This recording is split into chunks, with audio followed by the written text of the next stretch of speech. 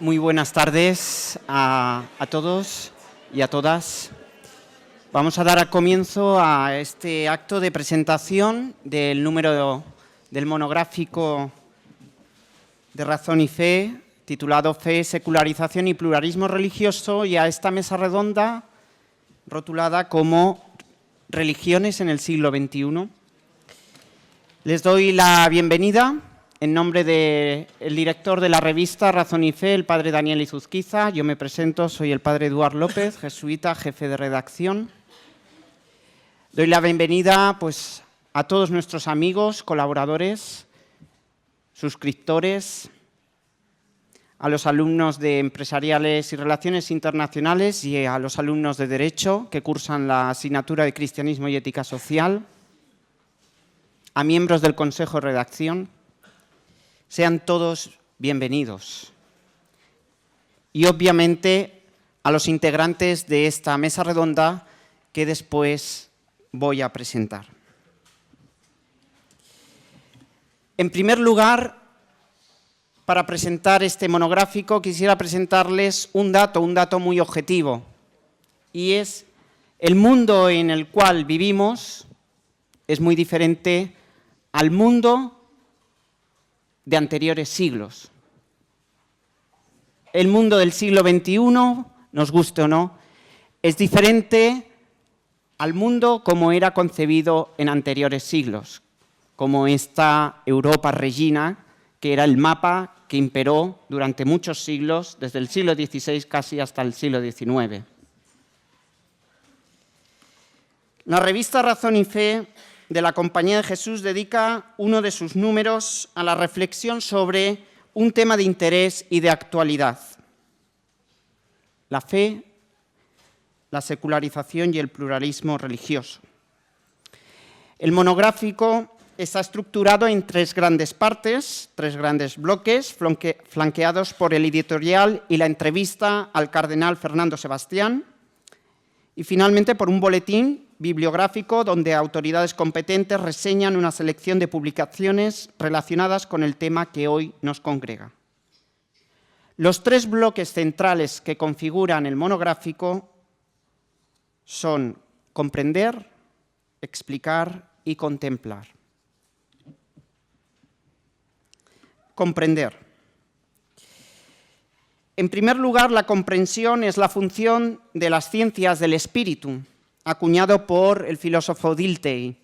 Precisamente en este primer apartado, los artículos publicados no pretenden ser un estudio minucioso sobre las creencias religiosas y el fenómeno de la secularización, sino por el contrario, bajo el título Comprender, podemos encontrar una serie de artículos que son aproximaciones, diferentes perspectivas en relación a la fe, a la secularización y al pluralismo religioso. Así, cuatro son las autoridades que aportan sus visiones y sus reflexiones: Javier Elzo, Ignacio Sepúlveda del Río, Francesc Torralba y Pierre de Charentene. Desde el ámbito de la sociología, Javier Elzo se pregunta sobre si hoy en día nuestra Europa occidental vive una edad post-secular, es decir, una superación de la secularización. Esta cuestión surge ante la demanda de una espiritualidad y la sed de una trascendencia que en la condición humana se fragua.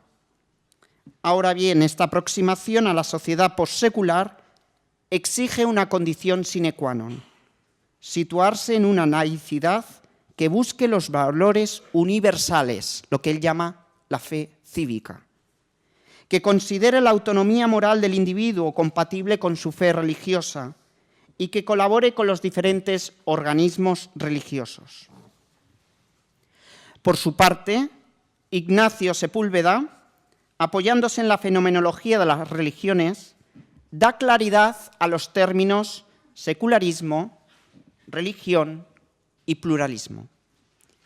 La tesis fundamental de Sepúlveda podría resumirse de la siguiente manera: no se puede considerar que actualmente vivimos en un repliegue de las religiones, en la esfera privada, sino por el contrario, en pensar cómo el hombre religioso se sitúa en el espacio público.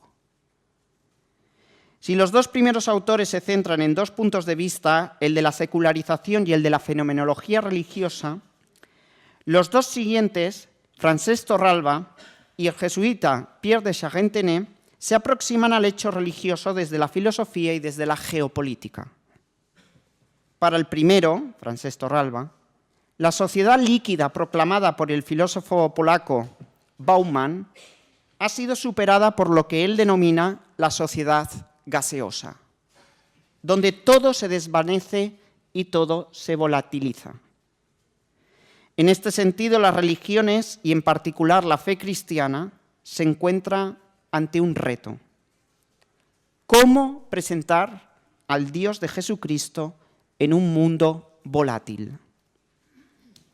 Ante este escenario gaseoso no se puede obviar la presencia de las religiones y cómo éstas ejercen su influencia en los diferentes estados y políticas.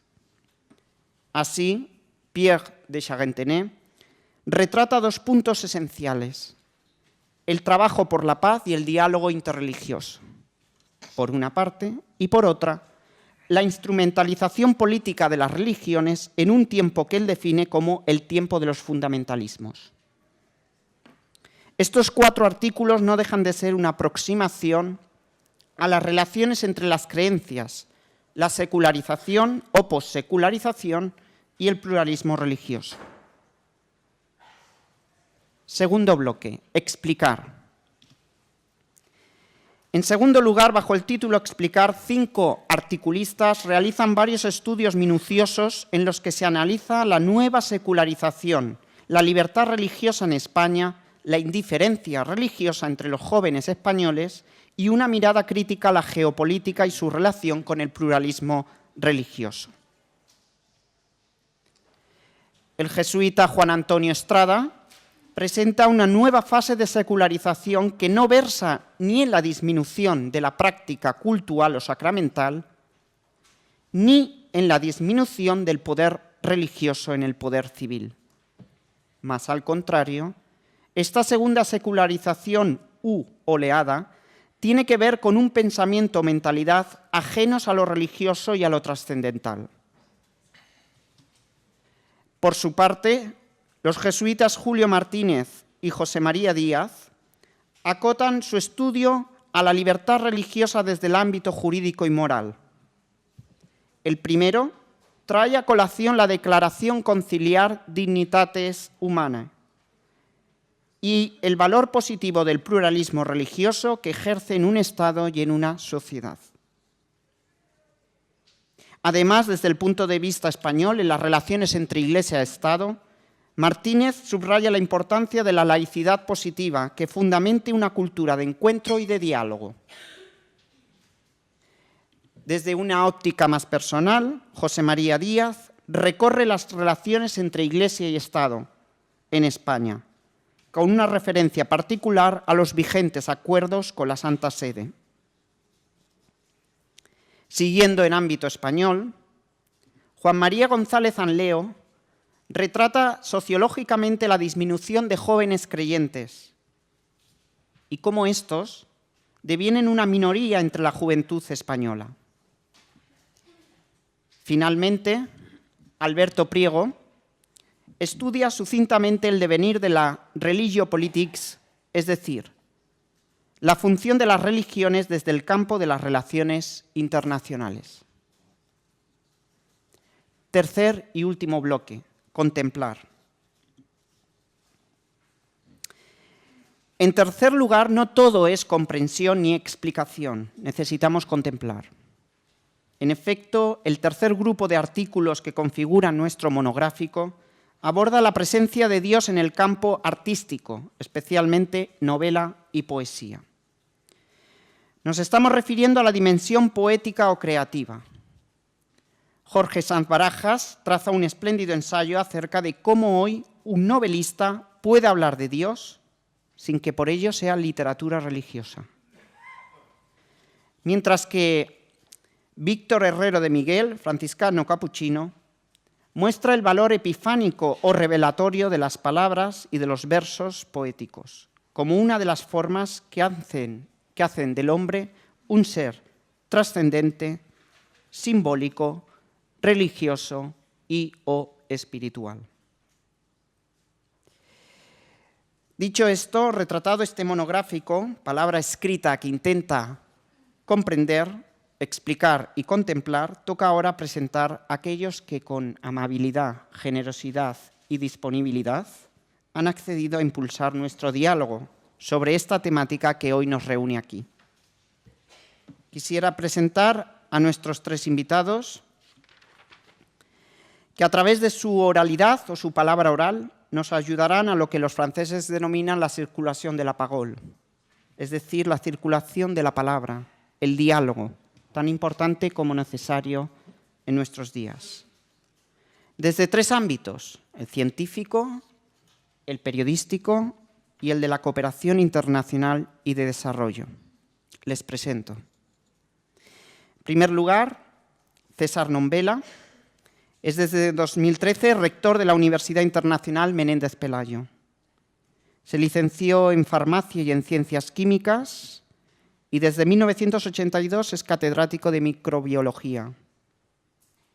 En 1996-2000 fue presidente del Consejo Superior de Investigaciones Científicas, el CSIC. Debemos subrayar su trabajo postdoctoral en Estados Unidos con el Nobel, junto al Nobel Severo Ochoa. Académico de número en la Real Academia Nacional de Farmacia y académico en la Academia Iberoamericana de Farmacia, ha ejercido con empeño diferentes responsabilidades en torno al mundo de la bioética en diversos comités nacionales e internacionales. Su trabajo científico se ha plasmado en más de 200 publicaciones de investigación original en los campos de biología molecular, microbiana y biotecnología.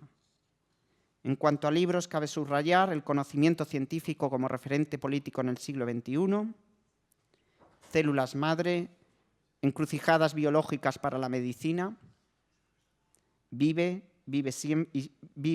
siempre, escrito con Conrado Jiménez, Fernando de Haro y López Barahona, y por último, Células madre, junto a Carlos Simón. Nuestra segunda invitada, en el centro, proviene del sector comunicativo y periodístico, Montserrat Domínguez. Ella es periodista y desde 2012 es la directora de la edición española del Huffington Post. Montserrat se formó en Ciencias de la Información por la Universidad Complutense de Madrid y en Periodismo por la Universidad de Columbia de Estados Unidos, gracias a una beca Fulbright. Su recorrido es tan amplio como diverso en diferentes cadenas de radio y de televisión mediante programas de actualidad social y política. Cabe destacar los 4 años en los que dirigió el programa de televisión La Mirada Crítica, por el que obtuvo el Premio Salvador de Madariaga de Periodismo Europeo.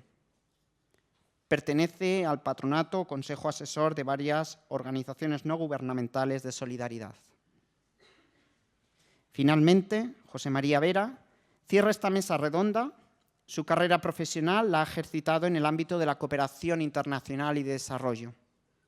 Actualmente y desde 2012 es director general de Oxfam Intermón. Este químico industrial trabajó en el sector privado durante 3 años. Su experiencia de voluntariado con los jesuitas en Perú le condujo a reenfocarse hacia el sector de la cooperación internacional desde el comienzo en Intermón, donde fue responsable de campañas e incidencia política. Entre 2006 y 2012 trabajó en la Secretaría General Iberoamericana, coordinando los programas de cooperación en las cumbres iberoamericanas. Muchas gracias a cada uno de ustedes por su generosidad al aceptar nuestra invitación y sin más dilataciones les cedo la palabra.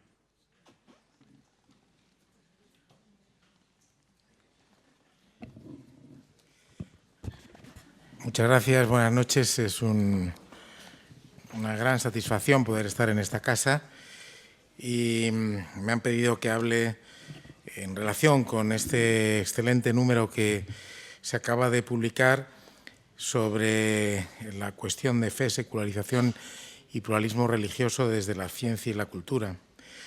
Me parece el número de la revista una magnífica recopilación de opiniones que nos ayudan a entender una cuestión compleja desde muchos puntos de vista. Representa una visión lúcida de la sociedad actual, secular, laica, pluralista, desde el punto de vista religioso, cosmovisivamente neutral, en la que la autonomía personal ante el hecho religioso predomina sobre toda otra cuestión. Y también creo que el número es una guía sobre algunas cuestiones claves de por dónde puede ir el futuro desde lo que podemos llamar relaciones entre religión y sociedad.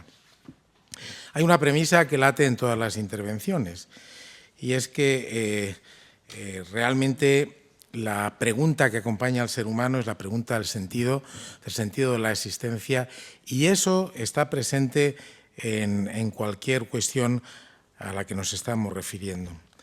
También hay un consenso en que profecías que en ciertos momentos se han hecho no se han cumplido. Profecías como que la Ilustración significa el ocaso de la religión, al menos de manera progresiva, es algo que no se ha cumplido y, desde luego, varios de los autores del número renuncian a encontrar una explicación. Yo diría que la relación entre ciencia, cultura y religión supone una recapitulación de las cuestiones de fondo que laten en este número que ahora presenta, aunque no hay un artículo específicamente dedicado a eso. Hablamos de secularización y pluralismo religioso como consecuencias de algo que surge tras la separación de dos ámbitos, fe y razón, que habían ido de la mano en etapas anteriores a la Ilustración. La ciencia surgió en el ámbito europeo, la ciencia como hoy la entendemos, y en el seno de una cultura cristiana. Y, sin embargo, la Edad Moderna, que conduce a la Ilustración, marca una separación de los ámbitos religioso y científico. De lo que fueron las demostraciones o el intento de demostración lógica de la existencia de Dios se pasó a un optimismo ilustrado que aspira a desarrollar explicaciones de la realidad exclusivamente naturales. Fuimos teniendo nuevos acontecimientos. Sin duda, la llegada del darwinismo completó esa revolución copernicana, con lo cual el mundo de lo vivo se hace parte integrante del mundo de lo físico. Y precisamente Darwin publica su libro en el ámbito, en un momento en que la teología natural está de moda, la teología natural que pretende, a partir de la naturaleza, plantear la existencia de un gran diseñador que haya creado todo lo existente precisamente por el orden que manifiestan. Y, sin embargo, la conclusión a la que llevó Darwin desde el punto de vista de la propia explicación es que la selección natural es la fuerza creadora de un mundo sin propósito. Esto es una formulación muy fuerte, pero sin duda es lo que ha venido latiendo, es lo que en muchos momentos apartó a muchos de nuestros abuelos o padres o generaciones de esa época de la práctica religiosa y de la fe, porque sus esquemas sobre los cuales se había construido la catequesis que habían recibido, pues se veían realmente afectados. Asumir un mundo sin Dios, con todo lo trágico que puede tener, desde filósofos como Feuerbach, Marx, Anice, Sartre, Camus, supuso proponer al hombre enfrentarse con la nada más absoluta, con la necesidad de ser, verse obligado a ser, incluso actuar como su propio creador. Era toda una nueva visión y todo un nuevo planteamiento que todavía está latiendo. Y está latiendo en formulaciones más recientes que casi todas, curiosamente, se plantean con un lenguaje que tiene resonancias bíblicas. Por ejemplo, Monod, en su famoso libro El azar y la necesidad, muy intérprete de todo el conocimiento de las ciencias de la vida hasta ese momento, pero que tiene un último capítulo que trata de interpretar muchas cosas, afirma: la antigua alianza ya está rota, el hombre sabe al fin que está solo en la inmensidad indiferente del universo donde ha emergido por azar. Igual que su destino, su deber no está escrito en ninguna parte. Puede escoger entre el reino y las tinieblas. Para el reino, para Monod, era el conocimiento, etc. En nuestros días, una persona muy activa en todo esto, Richard Dawkins, recupera la idea de la teología natural del diseñador, precisamente para convertirlo en lo que llama un relojero ciego. Dawkins, en este sentido, es no solamente absolutamente contundente, sino incluso agresivo. Habla de la selección natural como el proceso automático, inconsciente, ciego, que Darwin describió y del que ahora sabemos que es la explicación de la existencia de todas las formas de vida, con una aparente dirección que no tiene ningún propósito en su mente. No tiene mente ni visión, no planea el futuro, no tiene visión ni previsión ni ninguna clase de presencia. Y concluye, si se puede decir, que desempeña el papel de un relojero, se trata de un relojero ciego. Yo, cuando veo las proclamas de Dawkins, sus libros, anuncios en la prensa, movimientos de activismos pidiendo que se prohíba, por ejemplo, enseñar religión a los niños y cosas así, me trae a la mente que realmente en Europa seguimos viviendo esto con mucho dramatismo. En Estados Unidos este debate es mucho más amable, mucho más abierto. Han surgido científicos que han tratado de dar una explicación que tampoco acaba convenciendo desde el punto de vista de la ciencia, pero teorías como la del diseño inteligente, la complejidad irreductible y demás, pues van en esa línea de lo que pueden ser las diferencias. Entre nosotros, un darwinista acérrimo como Juan Luis Arzuaga, en su libro El enigma de la esfinge, acaba rematando: vivimos en un universo indiferente, sí, pero ya nunca más incomprensible desde que Darwin, sobre las tinieblas de la ignorancia, arrojara luz, mucha luz. El descubrimiento de la verdad nos hizo al fin libres. Para Arzuaga, en su elaboración, este descubrimiento de la verdad es el descubrimiento de que vivimos en un mundo en donde no se puede encontrar ningún propósito ni ningún sentido y que todo es verdaderamente azaroso. Lo que pasa es que la propia ciencia ha ido por diversos caminos que realmente invitan a una reflexión que por lo menos sería algo con lo que dialogar con esta postura de un mundo sin propósito. Por un lado, en el siglo XIX la ciencia acabó apuntándose a un determinismo absoluto, y ahí está la famosa formulación de Laplace para Napoleón. En una sola fórmula podremos llevar a describir todos los movimientos de los cuerpos más grandes del universo, el átomo más ligero. Todo podrá ser predecible y predeterminado. Esto es la ciencia del siglo XIX, que se ve sometida a una completa revisión al llegar al siglo XX, con la irrupción de la mecánica cuántica, con la demostración de que el universo no es estable, que está en expansión, con lo que supone el Big Bang y, sobre todo, con la indeterminación. Hay muchas cuestiones que científicamente están indeterminadas. No es que no puedan ser demostradas. El azar, por ejemplo, a través de ciertos razonamientos matemáticos, como teorema de Gödel y demás, no es demostrable. No es que no exista, es que no es demostrable, ni tampoco el azar es indemostrable. Hay en un libro de escritos no científicos de mi maestro Severo Ochoa, que no escribió mucho, pero tiene artículos periodísticos y que relata muy claramente una conversación que tenía con Zubiri. Y decía, con Zubiri yo llegaba a hablar hasta el átomo. Detrás del átomo, para Zubiri estaba Dios, y para mí, Severo Ochoa era un agnóstico muy tolerante, muy amable y demás, pues está lo que yo no soy capaz de conocer.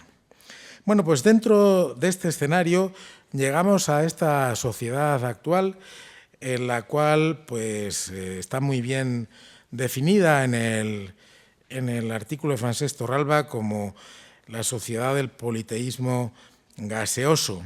Y la pregunta es, yo me la hago como científico, como creyente, pero es una pregunta para trasladar a ese diálogo, es si hay espacio para indagar en el misterio desde la tarea científica. Naturalmente, tendencias actuales de la filosofía, como el pensamiento débil, llegan a diluir todo. Para Bátimo, la verdad, los científicos decimos que buscamos la verdad.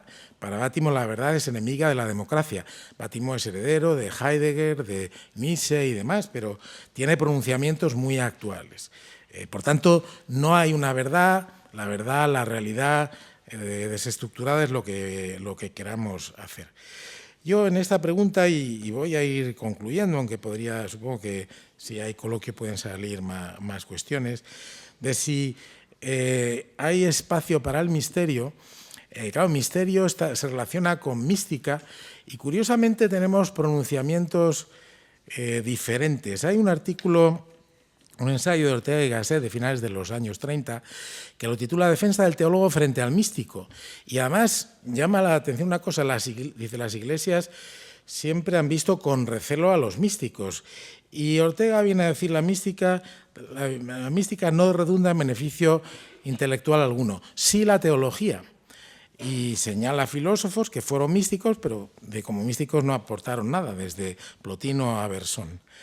Sin embargo, el gran teólogo jesuita, Karl Rahner, pues tiene un pronunciamiento muy claro. El cristiano del futuro será un místico o no será, lo cual da cuenta de cómo la experiencia, la propia experiencia de lo que es el misterio, la propia experiencia, porque el misterio, el diccionario lo define como la religión cristiana, cosa inaccesible a la razón y que debe ser objeto de fe. Sin embargo, la propia experiencia, el misterio es algo en lo que zambullirse, en lo que penetrar, a partir de lo cual seguir avanzando.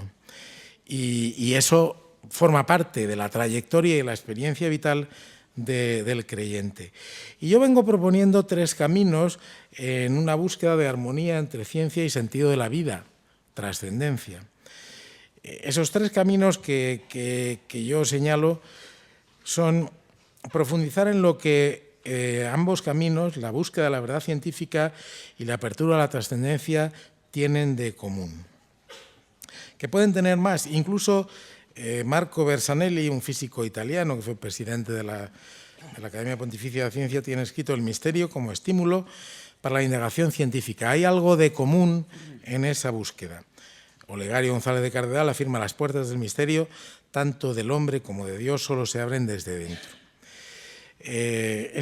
A mí me parece que es un camino fundamental en el cual se han embarcado ya otros anteriormente, desde científicos como Pascal, muy citado en textos recientes de Benedicto XVI. La segunda propuesta tiene mucho que ver con ese diálogo sobre cuestiones científicas y sus implicaciones éticas, que está abanderado por un filósofo totalmente agnóstico y fuera de la creencia, que es Habermas, y que está reclamando esa integración. Esa integración late mucho en los artículos de este número, pero Habermas habla de la traducción cooperativa de los contenidos religiosos y habla de la aportación que el creyente debe hacer y se debe tener y considerar en todo ello. Y yo una tercera propuesta la inspiro en que ese diálogo se puede inspirar en la búsqueda de cualquier atisbo de verdad y de bien que podamos encontrar en el seno de nuestra sociedad. Me llama mucho la atención, y lo he repetido en muchos foros, que en el año 2002 un científico ya muy maduro, Sidney Brenner, por estas fechas se le concedía el Premio Nobel de Medicina. Había sido candidato muchas veces, finalmente se le concedió.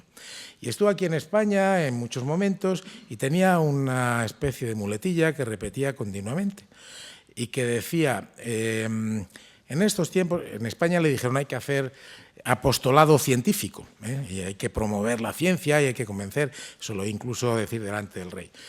Señores, la magia no funciona, la religión no es confiable, is not reliable, por tanto nos queda la ciencia como única opción. Entonces a este hombre le invitan a escribir la editorial de fondo de ese mismo año de un número en la revista Science. Y entonces escribe esto. Un estudiante, al final de la editorial, un estudiante me preguntó cuáles son las exigencias éticas a las que un científico de las ciencias de la vida se debe atener. Y responde: inmediatamente me vino a la mente 2 prescripciones. La primera, común a todo científico, decir la verdad. La segunda, preocuparse de toda la humanidad. Yo digo, esto es exactamente el meollo del mensaje cristiano. Realmente parecía que estaba tratando de descubrir algo y, sin embargo, recurría a algo en lo que él decía que no se podía confiar, como era la religión. Vivimos un momento en donde el estadio actual, ya sí que termino, es cuál es el futuro de la naturaleza humana cómo enfrentarnos desde el punto de vista ético a cuestiones que la ciencia nos está planteando, a veces con realismo y a veces de una forma absolutamente disparatada, al menos a mi juicio. En todo caso, el avance de las ciencias de la vida ha hecho que cada vez conozcamos más y no tenemos que tener miedo, tenemos que seguir conociendo el funcionamiento de los genes. Se ha descrito a un gen que se le ha dicho el gen de Dios porque se le ve más funcional en las personas que son creyentes, pero eso no, desde el punto de vista de un creyente no supone nada especial. Bueno, pues es una característica más. En todo caso, la posibilidad de intervenir en la naturaleza y en la naturaleza humana es con lo que nos estamos enfrentando. Hay un catedrático de genética, filósofo, en la Universidad de Valencia, Andrés Moya, que está en estos momentos muy activo en ese diálogo. Su último libro, que recomiendo, se titula Biología y Espíritu, y es una indagación desde alguien que tiene una visión absolutamente evolutiva, monista, pero muy abierta a todo lo que representa el pensamiento actual y a indagar en toda la significación. ¿Qué significa, por ejemplo, la complejidad que vemos en el ser humano, que es el último que ha llegado en la evolución con unas características nuevas? ¿Qué significa todo eso? Está profundizando muy bien y viene a decir, en todo caso, que porque incluso hay un momento en otro libro que reivindica a Nietzsche, pero yo he entendido mejor esta interpretación con el artículo de Francesc Torralba, porque Torralba, dice Nietzsche, planteó que el hombre fuera realmente autor de sí mismo, y ahora lo que estamos viendo en este politeísmo gaseoso va por otro lado. Andrés Moya viene a decir: tenemos que tener el futuro en nuestras manos. El hombre tiene en sus manos muchas cosas. Y ese futuro tenemos que entender a dónde nos lleva, a qué es a lo que nos lleva, y saberlo entender aplicando una ciencia prudencial que realmente sea capaz de, desde esa comprensión, de orientar la tecnología. Este es el panorama con el que ahora nos encontramos en una cuestión como las relaciones entre religión, fe y en la sociedad secular en la que vivimos, en la cual pues los creyentes tenemos que saber entender, seamos científicos o pertenezcamos a otros campos, saber entender cuál es nuestro papel en esta sociedad post-secularizada que realmente va por los derroteros que el ser humano sea capaz de establecer. Muchas gracias. Muchas gracias, señor Nombela. Damos paso del ámbito de la ciencia al ámbito de la comunicación y del periodismo. Tiene la palabra la señora Domínguez. Muchas gracias, Eduard. Y gracias a ti y a Daniel por invitarme, por hacer esta reflexión y sobre todo por obligarme a parar y a pensar, porque la verdad es que el ritmo un poco vertiginoso en el que estamos imbuidos los medios desde que irrumpió Internet en nuestras vidas, en las redes sociales, como sabéis, está afectando a nuestra manera de pensar. Empieza a haber ya algunos estudios más serios de hasta qué punto vivir tan hiperconectados altera nuestra capacidad de concentración. Si todos los que estáis aquí tenéis un móvil cerca, me imagino que no hace falta que os explique o que ya sois perfectamente conscientes de lo que implique la fragmentación de la atención y en mi caso, la inmediatez a la que me obliga el trabajo periodístico acaba causando estragos en algo que es en un ejercicio que cualquier ciudadano tiene que hacer, pero desde luego nosotros los periodistas estamos doblemente obligados a ellos, que es el ejercicio constante de la reflexión. Así pues, muchísimas gracias por invitarme a reflexionar. Y yo he tratado de hacerlo sobre la pregunta que nos lanzabais, Eduard y Daniel, que es cuál es el papel que pueden jugar las religiones en este siglo XXI y, en mi caso, en el ámbito de la comunicación y de los medios. Yo, antes de que nada, me gustaría acotar un poco cuál es el papel que yo creo que tenemos los medios de comunicación. Y a mi juicio, más que informar o más allá de informar, es reflejar la sociedad en la que vivimos y ofrecer elementos a los ciudadanos para interpretar lo que ocurre. Un poco en la línea de tu presentación, Eduard, comprender y explicar, ¿no? La contemplación, en el caso de los medios, yo no creo que sea tanto un trabajo nuestro, pero claramente tratar de comprender el mundo que nos rodea, el más próximo y los círculos también más amplios, y tratar de explicarlo. Entonces, los medios no solamente ofrecemos noticias, sino también actuamos como espejo, como reflejo y como amplificación de la sociedad y las distintas manifestaciones sociales y culturales de nuestro entorno.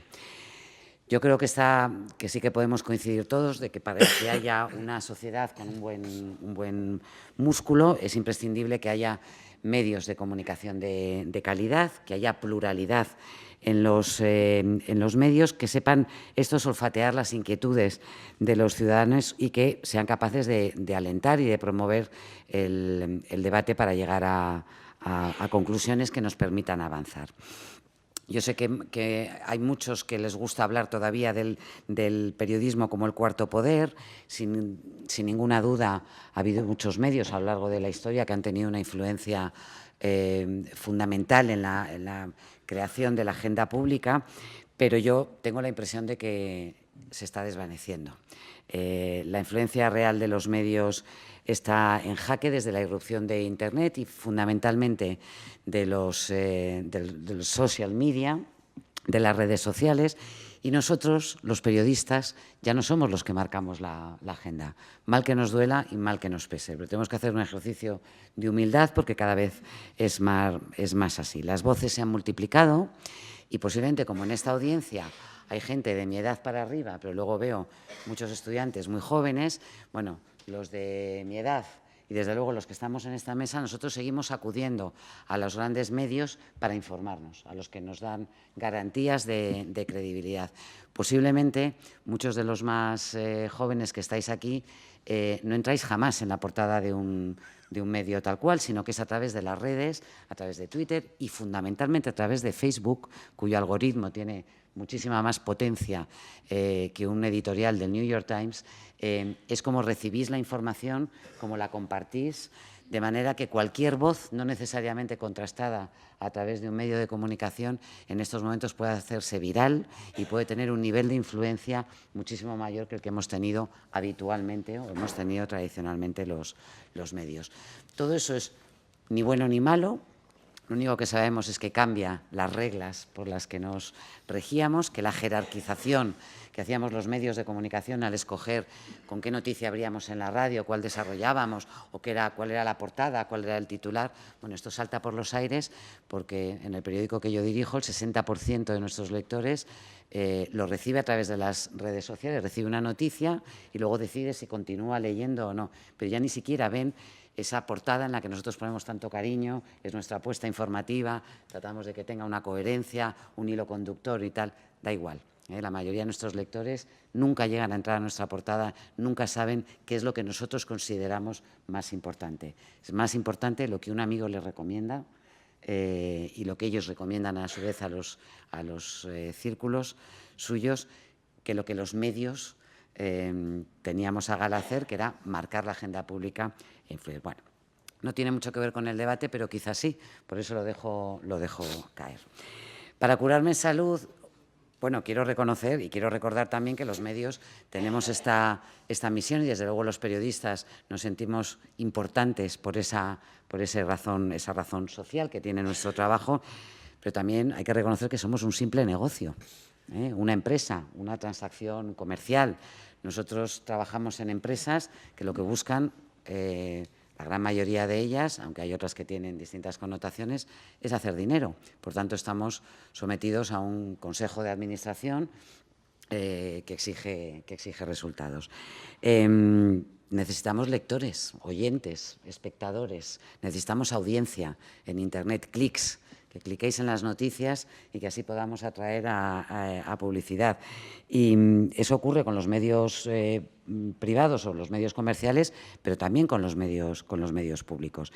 Y esa necesidad de atraer audiencia en un mundo que es fieramente competitivo, bueno, empuja a algunos a utilizar caminos más fáciles para encontrar esa audiencia a través del tremendismo, del amarillismo, bueno, de un periodismo sin escrúpulos, que alienta los bajos instintos, que tiende a la simplificación de los debates, que desvirtúa las posturas, porque apela, digamos, a nuestras vísceras, ¿no? Y todos tenemos esa tendencia, ¿no?, a dejarnos llevar por lo morboso, por lo llamativo, pelea, pelea, bronca, bronca. Bueno, todo eso somos humanos, nos gusta, tenemos tendencia a traerlos. Bueno, son medios que, en vez de enriquecer a la sociedad, la empobrecen, son tóxicos, pero, como sabéis, son los que tienen más audiencia. Y no voy a hablar de Sálvame, por poner un ejemplo, pero bueno, seguro que todos me entendéis. En cualquier caso, yo creo que hay un aspecto de la labor, del trabajo, del oficio periodístico que para mí es fundamental y del que no se habla habitualmente, y es el de detectar, intuir, olfatear cuáles son las tendencias sociales, lo que preocupa a la sociedad del momento. Hoy nosotros en el Hub teníamos en portada el último CIS, que no es el último sondeo del Centro de Investigaciones Sociológicas, que en esta ocasión no va sobre una encuesta de voto electoral, sino sobre las grandes preocupaciones de los españoles, que una de ellas sigue creciendo la angustia por no tener gobierno, pero el paro claramente sigue siendo una de las grandes preocupaciones. En sus momentos era el terrorismo una de las grandes, ahora ya no tanto. Bueno, pero aparte de esos problemas coyunturales, que son los que la sanidad, la educación, que nos preocupan a todos, yo creo que es un papel fundamental de un periodista es tener las antenas puestas, los ojos y los oídos muy abiertos a detectar cuáles son las transformaciones sociales que no son meramente pasajeras ni son una moda, sino que vienen para quedarse y que van a transformar nuestra manera de estar en el mundo. Porque eso, al fin y al cabo, es lo que nos provoca más incertidumbre y para lo que tratamos de encontrar respuestas. Luego, en la universidad, en el ámbito académico, todo eso se estudia y se profundiza en ello, pero el primer impacto somos los periodistas quienes lo detectamos, lo intuimos y quienes tratamos de proponer el debate sobre ello. Y de los cambios trascendentales que están cambiando nuestra sociedad, hay muchos, ¿no? Los tenemos todos los días en la agenda cotidiana de los medios. El impacto de la globalización, el papel de la mujer y los nuevos feminismos, las brutales consecuencias de la desigualdad económica, el envejecimiento de la población, la desaparición de la clase media tal y como las conocíamos, en parte por la crisis económica, pero también por un proceso creciente de robotización y de digitalización de la economía que pueden empujar al desempleo a millones de personas durante las próximas décadas.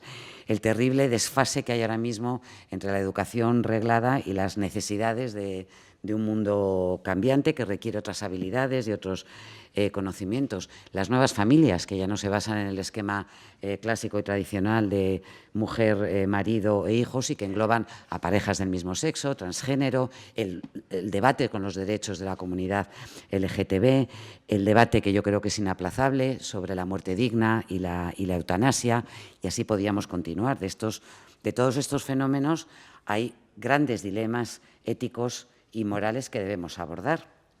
Pero estos y algunos más son los que están sobre la mesa. Pero es que hay algunos que están por venir y que todavía apenas somos capaces de intuir. Acaba de llegarme, y he estado hojeando estos días, un libro muy interesante de un historiador de la Universidad Hebrea de Jerusalén, se llama Yuval Noah Harari. Alguno de vosotros puede que conozca su libro anterior, que fue un auténtico bestseller, se tradujo en 30 idiomas, que era Sapiens, de animales a dioses. Yo no lo leí, pero ahora acaba de traducirse a castellano su último libro, que es Homo Deus. Y él, de manera, bueno, yo os lo resumo, tampoco lo he leído, pero bueno, lo que he podido ojear, él lo que plantea es que en los albores de este tercer milenio, la humanidad está descubriendo que los tres problemas acuciantes con los que ha tenido que lidiar el hombre hasta antes de ayer, pero que enlazaba con los problemas del hombre del medievo. Es decir, el hambre, la peste y la guerra han conseguido estar bajo control. Entendida. El hambre, bueno, el hambre obviamente continúa, pero ya no existen esas hambrunas que hacían desaparecer de la faz de la tierra a millones y millones de personas. Aquí hemos vivido una crisis económica brutal, sabemos de familias que no conseguían llenar la nevera, pero que sepamos, no ha habido nadie que haya muerto de hambre. Bueno, morir de hambre era algo habitual hasta el siglo pasado, morir de hambre. La peste, si lo entendemos como las enfermedades en general, bueno, naturalmente sigue habiendo brotes de enfermedades, pero la medicina y los avances médicos, la sanidad en general, tiene relativamente controlada las pestes que acabaron con buena parte de la población en Europa, sin ir más lejos, ¿no? en determinados momentos.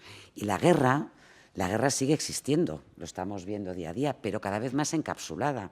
Antes la guerra era un concepto, mejor dicho, la paz era un concepto que se entendía entre guerras.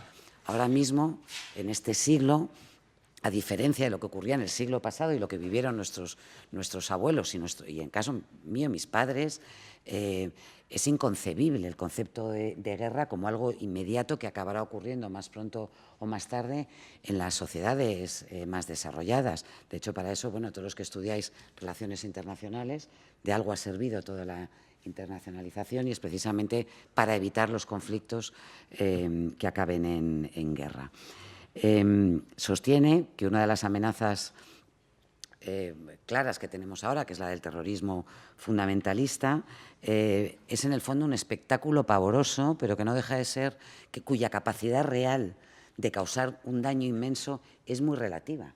Es decir, tiene más capacidad destructiva como mosca que se introduce dentro de la oreja de un toro, le pone furioso y es el toro el que hiperreacciona y ataca y provoca daños mayores. En cualquier caso, lo que plantea es que acabada la lucha por la supervivencia, los 3 próximos objetivos de la humanidad van a ser la inmortalidad, la felicidad y la divinidad. Los hombres vamos a querer vivir para siempre, algo que científicamente no es tan descabellado, y sabéis que Google está dedicando dinero... Perdón. Bueno, pero podemos quizá vivir hasta los 200 años, ¿no? Bueno, algo que era... podemos hablar de eso, pero eso entra dentro de... Perdón. No, a mí me encanta. Pero es que ya ante estas cosas sí que salta uno. Bueno. Están tomando el pelo. En cualquier caso, estarás conmigo que el envejecimiento de la población, más allá, es decir, que buena parte de vosotros vais a vivir más allá de los 100 años, eso podéis tenerlo claro, César, eso yo creo que no es discutible. Pero eso es una cosa y otra cosa es otra. Sí, estamos jugando, cuando hablo de estos conceptos, yo no hablo Hariri, de estos conceptos, está exagerando. Pero bueno, está bien plantearnos qué va a ser de nosotros en una sociedad en la que podamos vivir durante muchos más años de para lo que estamos genéticamente diseñados y socialmente preparados. Cuando se habla de la felicidad, se refiere en términos genéricos al bienestar, y cuando habla de la divinidad, no habla tanto de alcanzar el Olimpo de los dioses, sino de la posibilidad que tú mencionabas antes de alterar la naturaleza en nosotros mismos y de, a través de diversos cambios, convertirnos en seres más inteligentes o quizá más letales, ¿no? Hay una serie de cambios que se pueden producir y que pueden alterar nuestra naturaleza. Yo no estoy esquivando la pregunta, y con esto termino, Eduard, de qué papel juegan o pueden jugar las religiones en el siglo XXI. Yo no tengo respuesta para ello, pero apostaría a que ese papel puede ser valioso y muy enriquecedor si ayudan a debatir y a encontrar respuestas a esos dilemas morales con los que ya estamos conviviendo ahora y a los que se acercan a velocidad de vértigo, y que todavía somos incapaces de entrever. Y sobre todo si son capaces desde visiones seculares y religiosas y laicas de poner en común todo el humanismo que nos une para encontrar respuestas a esos retos. Por el contrario, yo creo que las religiones seguirán en su ocaso, porque yo sí que creo que hay un ocaso, y se convertirán en algo absolutamente irrelevante si abrazan el dogma, la ortodoxia y se refugian en la doctrina a la hora de dar respuesta a esos desafíos. Yo me temo que esto último es la fuerza que todavía moviliza a las religiones, o yo por lo menos no conozco ninguna religión que esté haciendo aportaciones valiosas a los dilemas morales con los que la sociedad laica tiene que convivir. Pero al fin y al cabo yo no soy una especialista y quizá descubra aquí esta noche, y estoy segura que voy a descubrir mucho también en el nuevo número de Razón y Fe, que estoy equivocada. Confío también en descubrir y en que pueda añadir aportaciones muy valiosas en el coloquio que tendremos ahora. Muchísimas gracias, señora Domínguez. Y pasamos finalmente a la intervención del señor Vera, desde el mundo de la cooperación y del desarrollo internacional. Muy bien, pues gracias. Buenas tardes, noches casi. Hay algunos sitios libres aquí, digo por los dos que estáis, por los tres que estáis atrás, porque tomar nota para hacer una cosa periodística luego sobre esto, estando de pie, es un poco... O sea, que dejamos 20 segundos para que podáis... Chema, que se vayan acostumbrando. Para que podáis colocaros en estos sitios libres. Chema, que se vayan acostumbrando. Luego acaba pasando. Hombre, los periodistas que han estado trabajando en Ferraz el sábado, en la calle, horas, pidiendo el wifi en los bares... Horas. Bueno... Oye, pues gracias y bueno, pues también un poco como los otros ponentes, o sea que habiendo leído algunos artículos en de este número, uno se siente un poco torpe porque no es algo en lo que, habiendo, digamos, eruditos sobre el tema, no es un tema en sí del que uno sepa mucho, pero bueno, intentaré desde mi propia experiencia, desde el sector en el que llevo trabajando años, desde una motivación, desde mi propia experiencia de fe, dar algunas pinceladas sobre lo que creo, no tanto desde la cooperación para el desarrollo como tal, sino de gente que llevamos peleando por la justicia social, por los derechos desde hace décadas de una forma u otra y, como es obvio, con esa cooperación como una forma digamos, interesante, privilegiada, pero no como la única vía, ¿no?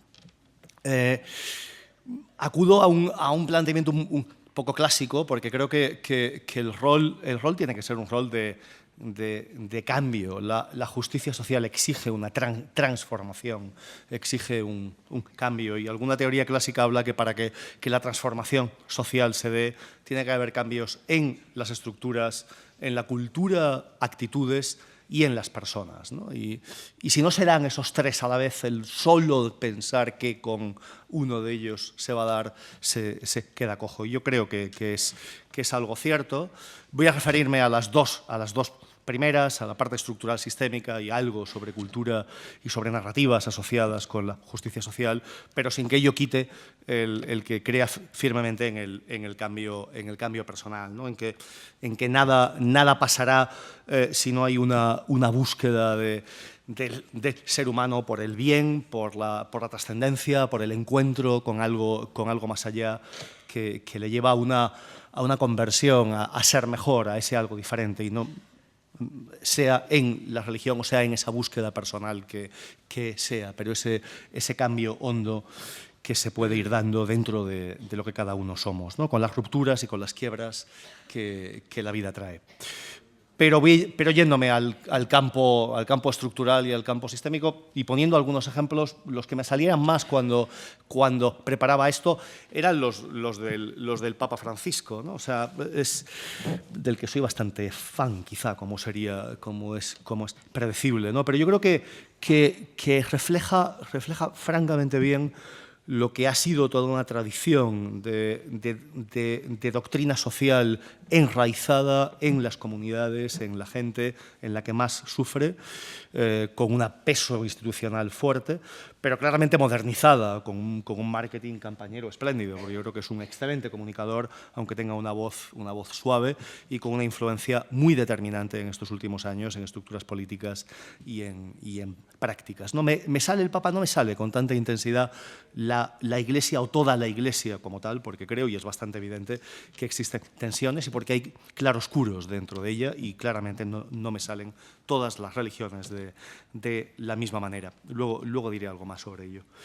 El Papa ha escogido lo que creo que son las tres grandes causas. Yo, digamos, aterrizo, soy un poco algo menos visionario, sin ir algo más lejos, aunque creo que todo el ejempleo es absolutamente crítico, pero yéndome a las tres que creo que están más en la raíz de la justicia social y del mundo hoy, que están especialmente interconectadas. Una es el de la sostenibilidad del propio planeta, amenazada por el cambio climático y por la depredación.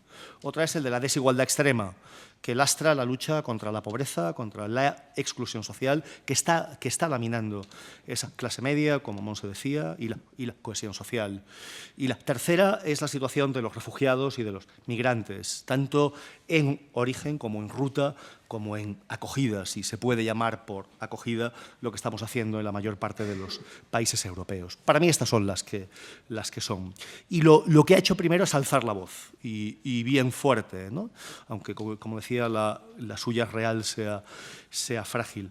¿Cuál profeta moderno? Y creo que el rol profético es esencial en el mundo hoy y para bien y de una forma abierta es algo que desde las religiones debe ser esperable.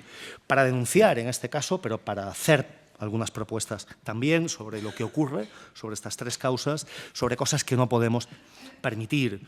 Su tajante condena de un sistema económico depredador, de esa corrupción que está detrás, de la concentración de la riqueza en manos de unos pocos, con esa distancia, con esa brecha que en la mayor parte de los países cada vez se hace más fuerte, ¿no? De la indiferencia y del inhumano trato que estamos dando a quienes más sufren, a quienes huyen, a quienes ni siquiera somos capaces de que se aplique la legislación internacional, la legalidad internacional que hemos construido juntos, ¿no? Y que son esperados ahora con unas cuchillas o que se ahogan frente a nuestras costas, ¿no? Y sin una mínima responsabilidad sobre acogida, sobre refugio, si nos comparamos con los países cercanos, con Jordania, con un Líbano o con países africanos que están ahora mismo acogiendo a millones de estos refugiados o de gente que tiene que huir fundamentalmente por los conflictos. Y esa denuncia es fuerte y esta denuncia llega por otras vías, me sale el, digamos, obispo Agrelo, el de Tánger, ¿no? Cuando hace esa denuncia explícita del blindaje de los muros de las fronteras y cómo los seres humanos son tratados y son considerados como animales y no como seres humanos y como hijos de Dios si se mira desde una mirada religiosa. Pero no solamente ha hecho esto, sino que lo ha hecho con una eficacia grande, sino que ha desarrollado contenidos. Y creo que es otro rol que sigue siendo, digamos, importante. Desde esa mirada religiosa, desarrollar contenidos, propuestas, análisis que puedan servir con la mirada propia que la religión tiene. Si uno se lee la encíclica Laudato Si, se puede leer desde múltiples maneras, ¿no? Desde la persona, desde la bella voz de la creación, desde un cristianismo hondo, pero desde luego desde un análisis muy detallado de los principales determinantes del cambio climático y de la sostenibilidad, con unas propuestas bastante claras y que luego se han seguido y que se han estado impulsando desde el Vaticano hacia la reunión París del año pasado, el COP21, donde se iban a discutir estos temas y con una influencia fuerte. Jugó un rol clave en ese acuerdo que ha sido de las reuniones algo más positivas o algo menos negativas en el cambio climático, ¿no? Y habló del catolicismo fundamentalmente, pero pues que nos queda algo más lejos. Pero en este campo, justo al mismo tiempo que la Laudato Si estaba saliendo, había una declaración de los líderes islámicos sobre el cambio climático, bastante alineada con la del Vaticano, con la del Papa, arrancando desde su tradición, pero con una intensidad y con una buena orientación como la otra, ¿no? El cuarto actor, que creo que es donde juegan un rol clave, pero aquí es un rol de claroscuros, es el de los conflictos. Igual, lo que me sale por donde estoy es estar más cerca de donde sí hay conflictos. De hecho, siendo cierto lo que Monse decía, es que lo vemos muy lejos desde nuestras sociedades. El ejemplo sirio es un ejemplo duro, ¿no? Porque es un ejemplo de una sociedad no totalmente desarrollada como las europeas, pero sí una sociedad con una estabilidad alta en su momento, con una clase media formada, con un cuerpo profesional fuerte, y que se vio afectada por este conflicto devastador que era absolutamente inimaginable, ¿no? que podría llegar.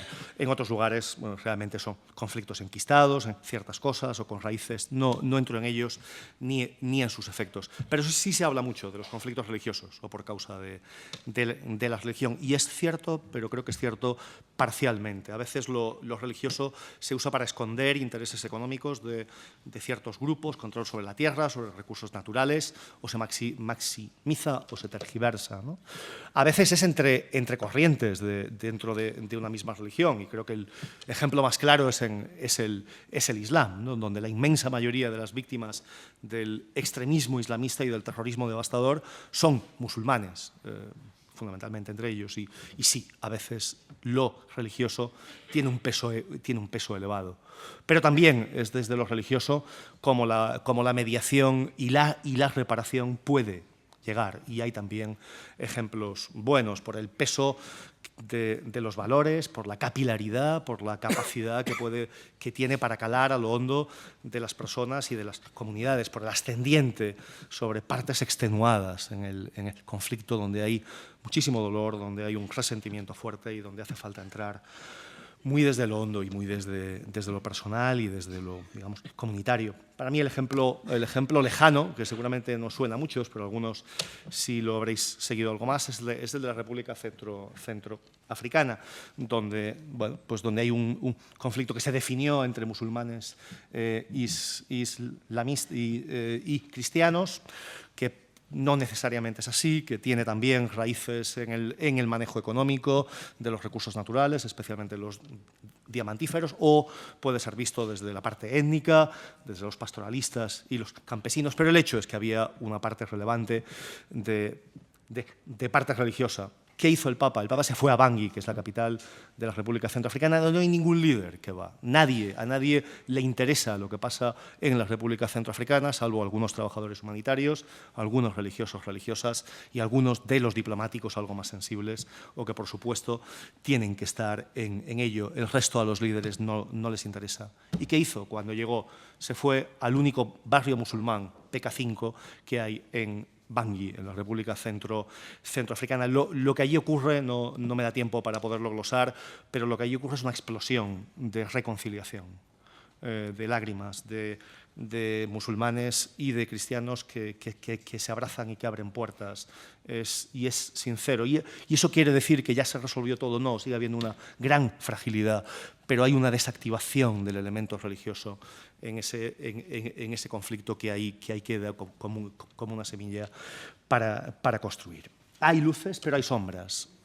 Y hay sombras que creo que a veces tienen que ver con el silencio, de no ir algo más allá. Siento todo el respeto, el máximo respeto por quienes se comprometen de forma radical para estar cerca de quienes más sufren, aquí, en otros países, en situaciones que todos sabemos que pueden ser extremas. Pero para mí ese paso siguiente, desde ahí, pero ese paso siguiente de preguntarse por qué, de qué es lo que puedo hacer, de por qué ocurre esto y hacia dónde debo ir. Y hay muchas personas de ámbito religioso y, por supuesto, no solamente el propio Papa que lo hacen, pero hay otras que no. Y hay otras que más bien abogan porque se esté callado. Y desde el mundo religioso nos dice, no, nuestra labor es exclusivamente lo compasivo, estar cerca de quien sufre, nada más. No es nuestra función preguntarnos por qué. Sí lo es. Y es profundamente evangélica el que esa pregunta deba ser hecha. Y hay a veces sombras, quiero decir, hay a veces, digamos, algunas actitudes desde jerarquías o desde que más bien van en contra de lo que queremos defender, y hemos tenido casos en la República Dominicana, con los haitianos o en Perú, con las mujeres, o cierto silencio en el caso colombiano en estas últimas semanas, cuando desde lo religioso se estaba teniendo una voz firme y desde el propio Vaticano estaba llegando un pronunciamiento por el sí, por la paz firme también. Vale esto también, por supuesto, para la parte islamista, para la religión islámica, para el Islam y su forma de cómo entiende el aspecto caritativo. Acabo con dos puntos. Uno es el de la cultura y el de la cultura en cuanto a las narrativas. ¿De qué narrativa es de la que la religión aporta? ¿Qué mensajes son los que quedan en la gente y si ayuda o si no ayuda? Y estábamos hablando antes que realmente estamos en un tiempo difícil. En el Brexit, el surgimiento de una extrema derecha dura en ciertos países, Colombia ahora, que es lo que pasará con Trump. Yo siento que la secularización de los últimos 20 años y cierta caída de la práctica religiosa y del compromiso religioso, a lo que ha llevado a las religiones es a reforzar sus identidades y a, digamos, elevar muros. No sé si tanto caer exclusivamente en la doctrina, aunque creo que sí con una cierta intensidad, pero sí a romper con la capilaridad, con la ósmosis, con el mestizaje, con esa penetración en las sociedades que desde el Concilio, desde el Vaticano II, sí se marcó durante los 15 y 20 años primeros.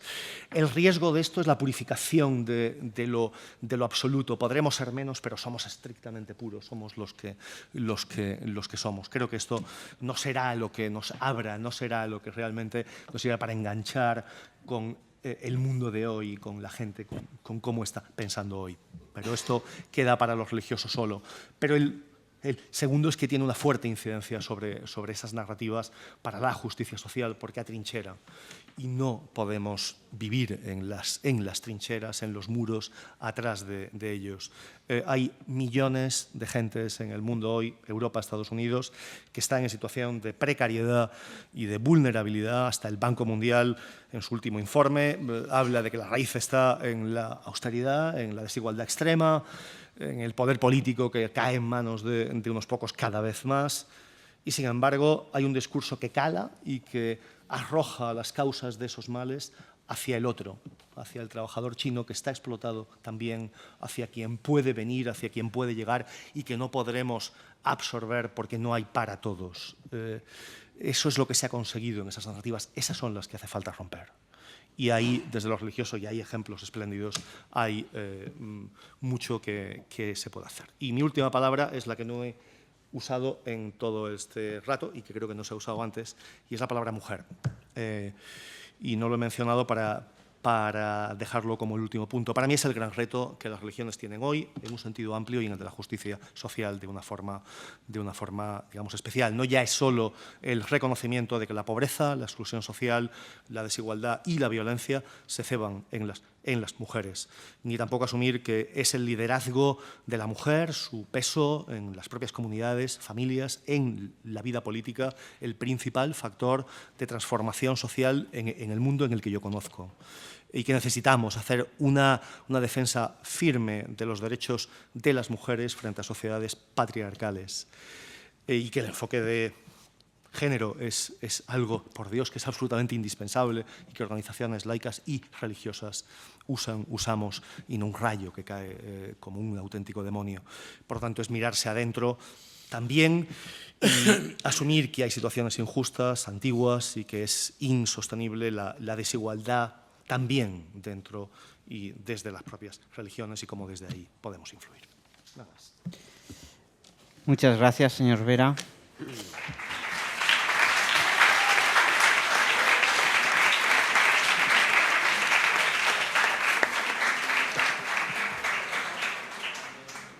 Como en todas estas ocasiones, el tiempo apremia, el tiempo cronológico, el cronos que engula como el famoso cuadro de Goya en el Prado.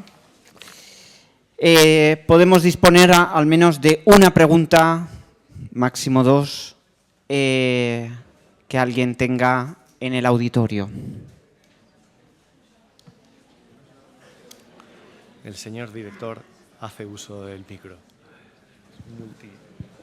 Multifacético. ¿Entendido? Bueno, primero, daros las gracias a los tres. Me han gustado mucho todo lo que han comentado, me ha resuelto bastantes dudas que tenía. Y quería dirigir mi pregunta a César, ya que ha aportado la visión más científica y es una pregunta un poco abierta y quizás un poco comprometida, que no sé cómo va a contestar. Vale, ha dicho varias veces, vamos a ver, que encuentre mis notas. Vale, me ha gustado mucho la parte en la que ha dicho que le preguntaron a, no recuerdo a quién ahora mismo, lo de qué hay detrás del átomo y que el creyente contesta a Dios y el otro contesta no lo sé, ¿no? Y entonces luego usted ha confirmado que usted es creyente, creo que cristiano, ¿no? Por lo que ha dicho. Católico. Católico, sí. Y quería saber, ya ha hecho algunos comentarios, pero haciendo referencias, usted a título personal, como es un científico, ¿cómo explica la existencia de Dios? Sí, es un poco... Sí, el diálogo al que me aludía era entre mi maestro Severo Ochoa, agnóstico, y el filósofo Zubiri, y él habla pues de toda esa cuestión. Es evidente que la ciencia no demuestra la existencia de Dios ni demuestra la inexistencia. Durante mucho tiempo pues, se ha debatido desde lo que ha sido pues, intuiciones, interpretaciones, formulaciones de la Biblia, hasta lo que es la ciencia moderna, pues ha venido a decir la ciencia moderna destruye cualquier posibilidad porque lo va a explicar todo y resulta que no lo explica todo. Ya desde hace mucho tiempo, desde el siglo XX, por ejemplo, el jesuita, místico, teólogo y paleoantropólogo Teilhard de Chardin pues, planteaba esas cuestiones. Yo en tiempos lo leí de universitario y pude entender que lo que antes era decir hay una creación, un acto creativo que es instantáneo, descrito en la Biblia de manera muy poética y con algún sentido científico, pues evidentemente hay una naturaleza, hay unas leyes y de alguna forma esas leyes se han tenido que originar. Esa pregunta, yo no tengo una respuesta para que le pueda servir a cualquiera. Para mí es algo, no digo una prueba de la existencia de Dios, sino una forma, algo en lo que hay que profundizar a lo largo de la vida, porque la ciencia... tenemos esta capacidad de entender, de comprender. Podemos preguntarnos muchas más cosas. Por ejemplo, las condiciones en las cuales ha aparecido el hombre de este planeta, que lo hacen posible, son bastante excepcionales, bastante difíciles de que se repitan y, sin embargo, se han dado. Entonces, ante eso, pues uno vive su vida con esa pregunta y ahí es donde yo hablaba de indagar en el misterio. Que también el científico, naturalmente las aproximaciones científicas, el método, la ciencia positiva, pues tiene las respuestas que puede tener. Ese es un poco, digamos, lo que yo puedo contestar desde mi propia experiencia, pero evidentemente hay otras muchas respuestas y otros tendrán la respuesta opuesta. Yo no lo sé, yo no lo entiendo. Dentro de este debate, como digo, ha habido muchas más formulaciones.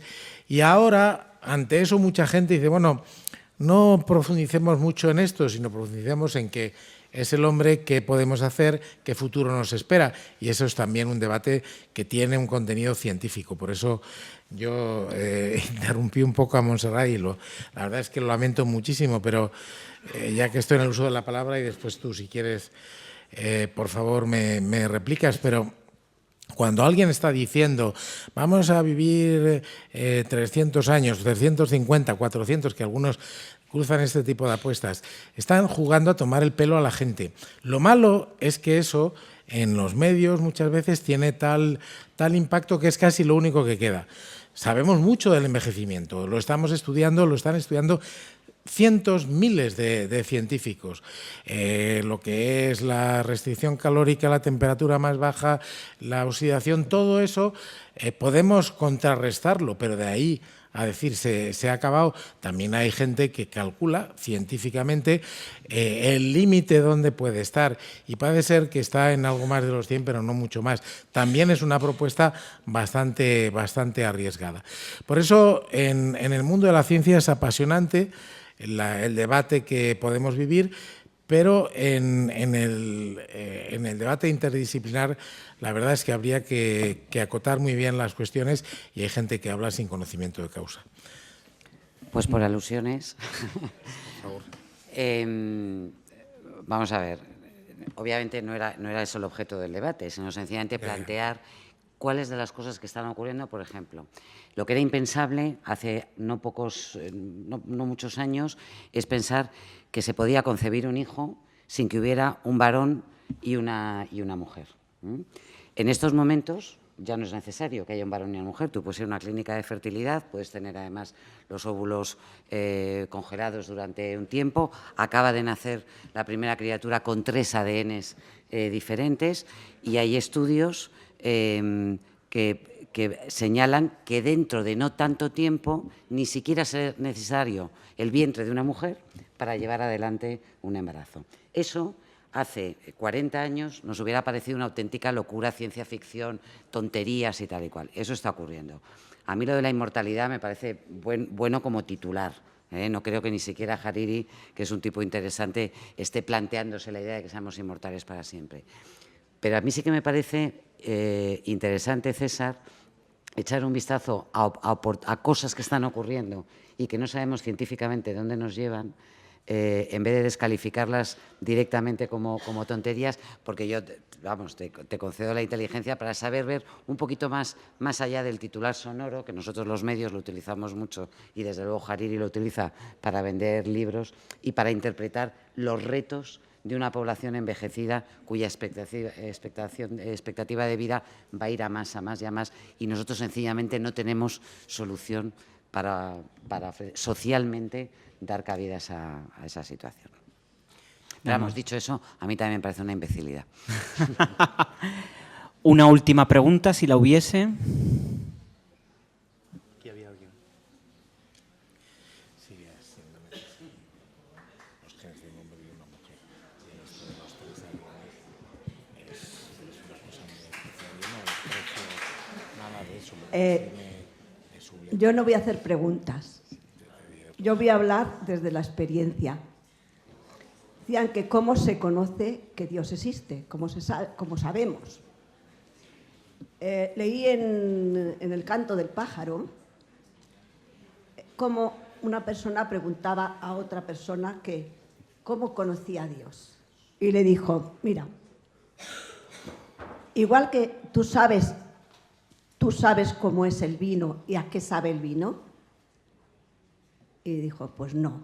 Pues mira, cuando pruebes el vino, sabrás el efecto que produce el vino. A mí hace muchos años, muchísimos años, que me lo regaló un sacerdote que ha muerto. Aquello me impresionó muchísimo.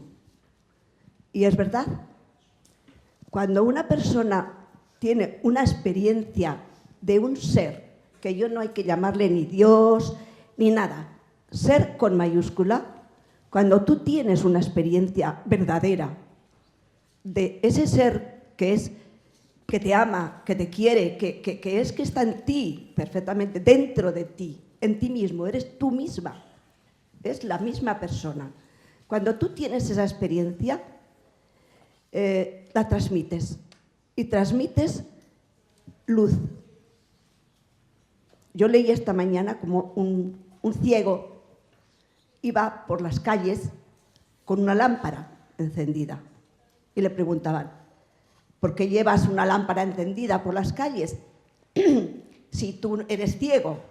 Y decía, yo me sé de memoria las calles, pero llevo la lámpara encendida para que el mundo vea que existe la luz, con mayúscula. Y no hay luz si no hay vida. También me impresionó una cosa que de hace mucho tiempo ya. Dice, el hombre nace para morir y vive, espérate que me lo sea, que me lo a veces, El hombre nace para morir y muere para vivir. Bueno, y es verdad, cuando nacemos a este mundo de mucho complejo, de muchas cosas que no entiendes, pero yo pienso que cuando muera, porque es a mí una oración que me llena de vida, dice, el día que yo muera, yo le pido a ese ser al que yo amo, que sea el día más bello, la noche más bella de mi vida. Y creo que esa noche será como un encuentro con ese ser al que yo siento ahí dentro y el que creo que se refleja si lo tienes.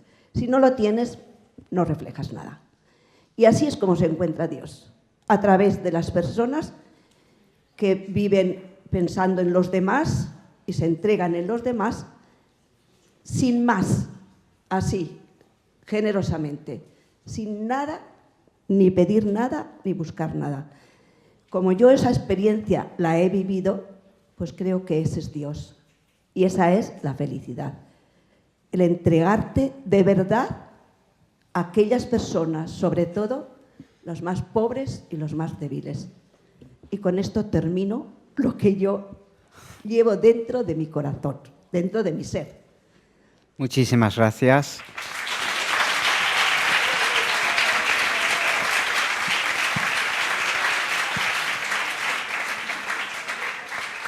Lamentablemente, pues tenemos que dar por concluido pues esta presentación, esta mesa redonda, agradeciendo a César, a Montserrat y a José María sus palabras.